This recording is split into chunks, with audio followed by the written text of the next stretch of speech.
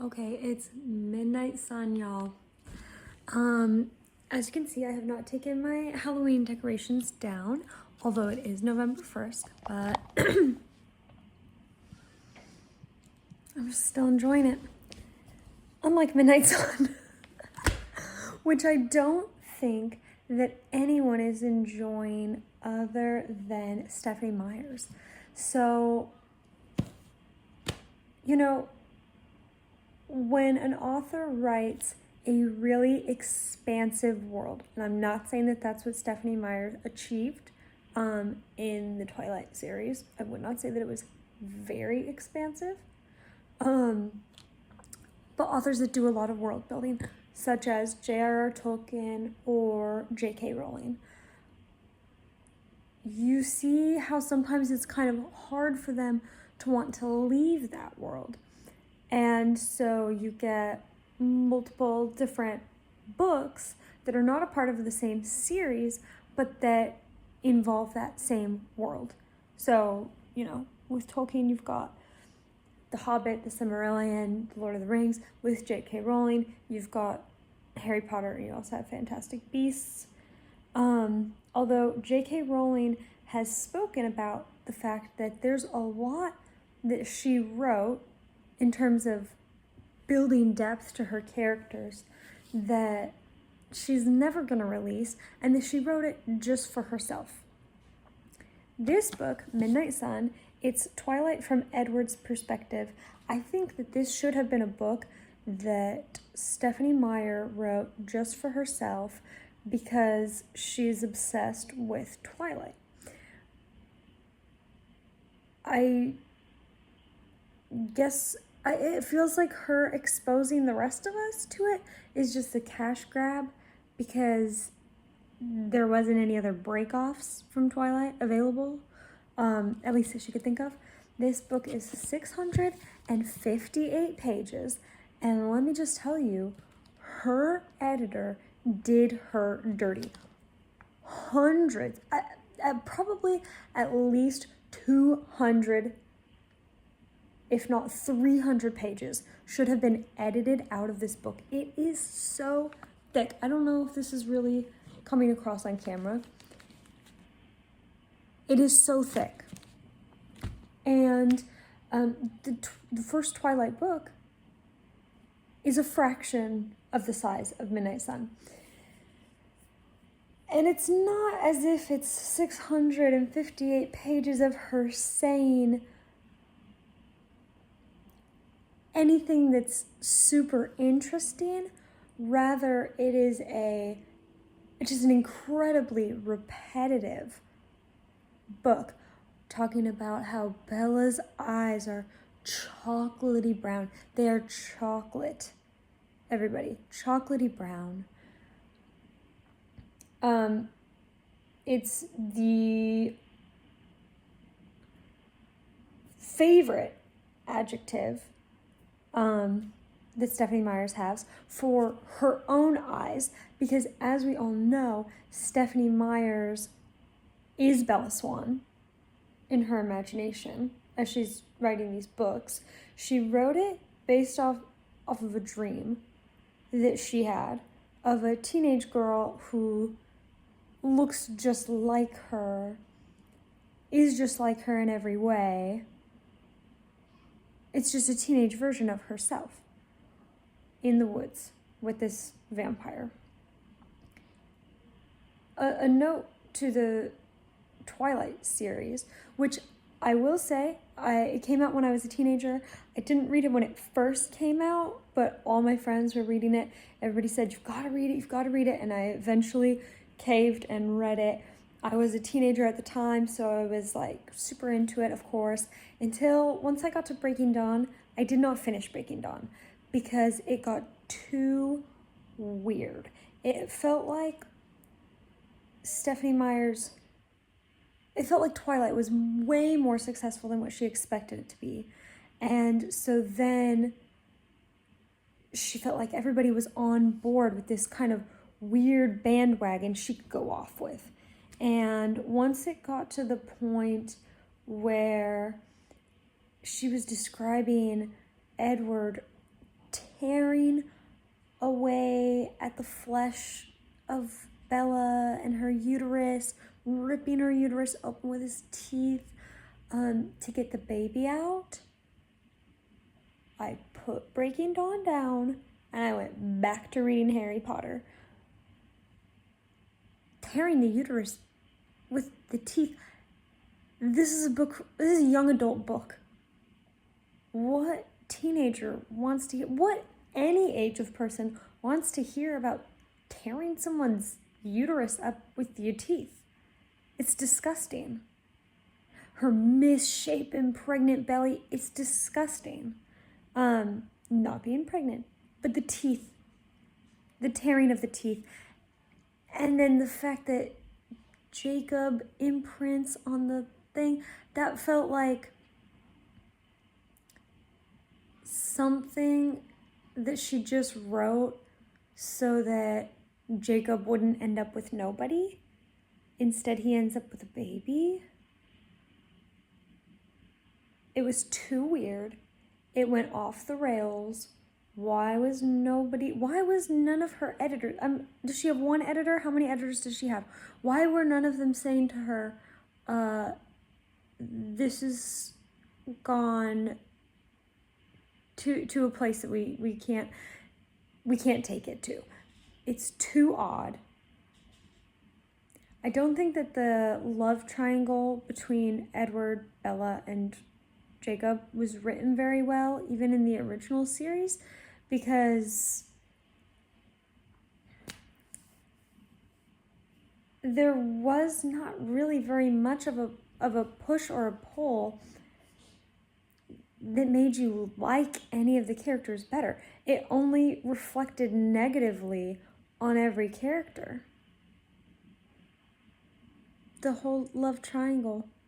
It didn't really feel like Bella was ever actually tempted towards Jacob. He was just kind of this sad, pathetic guy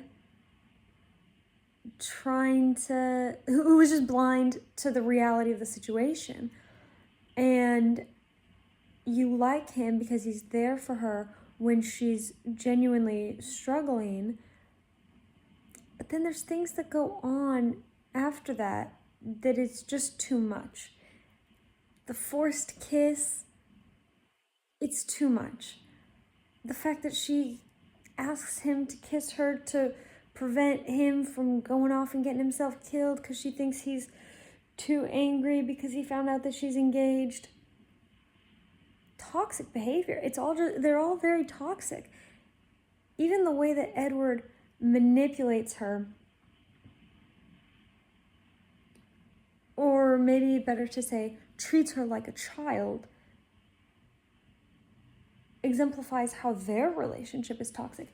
And nothing will convince you of that more than reading Midnight Sun, because not only do you get to hear relentlessly about how chocolatey brown Bella's eyes are, / Stephenie Meyer's eyes are, but additionally you get to hear relentlessly about how it's not right and he shouldn't do it, he shouldn't go for her, but he's so tempted. And you think about it, okay, Edward is 100 and how many years old? You realize he is well aware of the fact that going after a teenage girl is inappropriate, regardless of the fact that she's a human.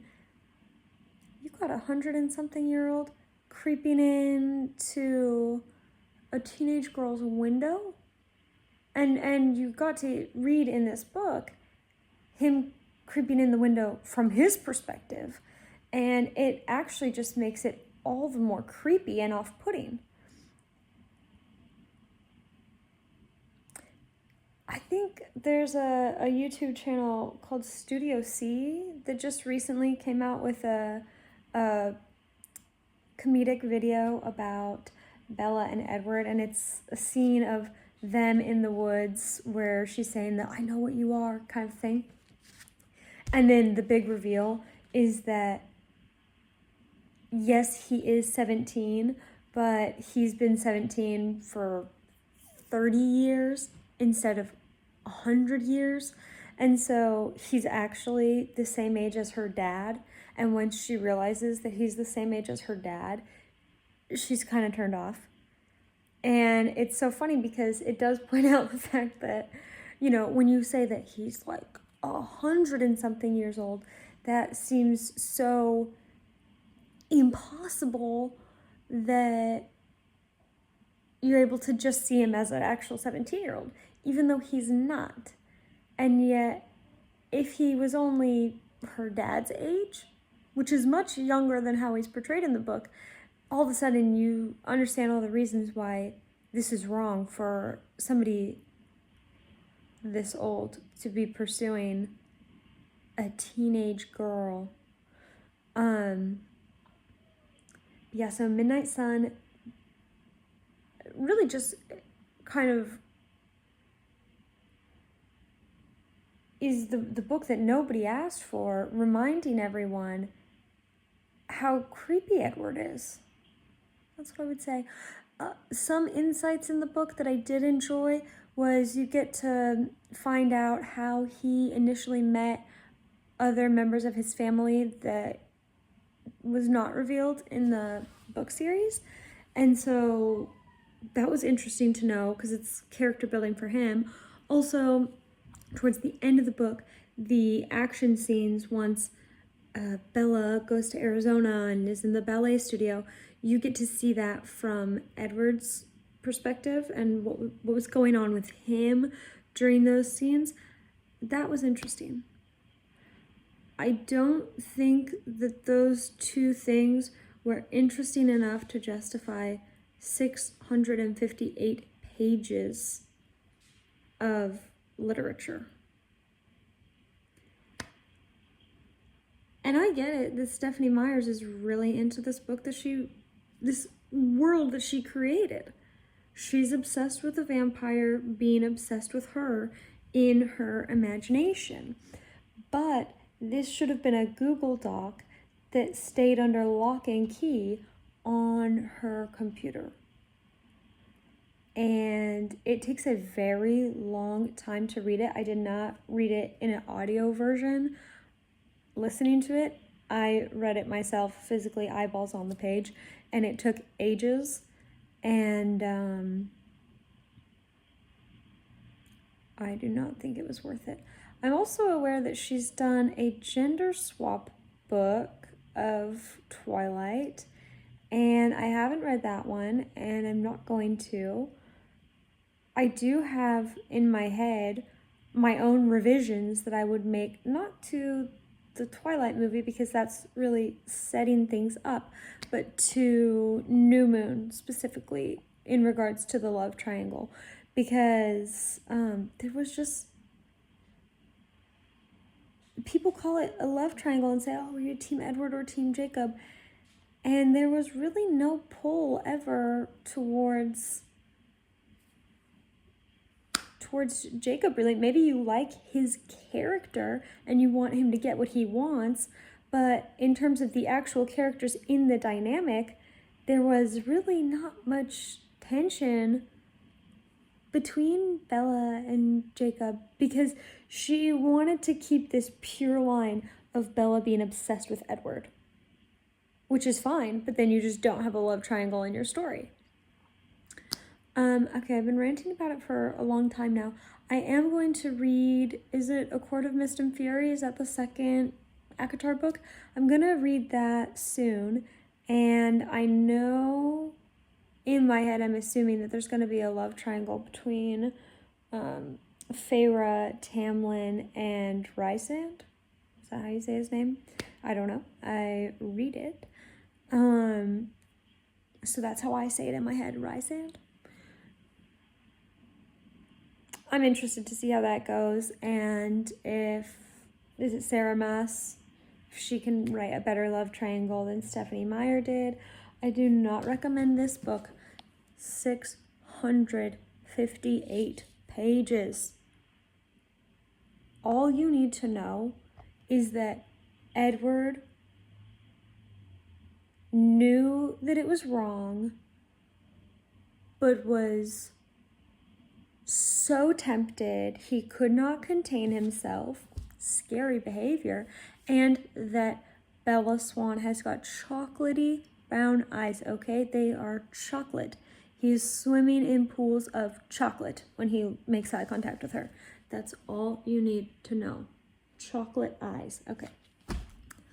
Good night, everybody. Please comment down below. If you read this book, tell me what you thought. Did you think it was as high of quality as I did? Also, did you read the original series? And how did you feel like this book compares with those? What did you think of the love triangle? And did you read the gender swap one? And was that just as weird? I think she needs to maybe listen to J.K. Rowling and say, some things, if I have to write it because that's my imagination and I want to live in my imagination, that's fine. But some things are just for me. Anyways, have a good night, everybody.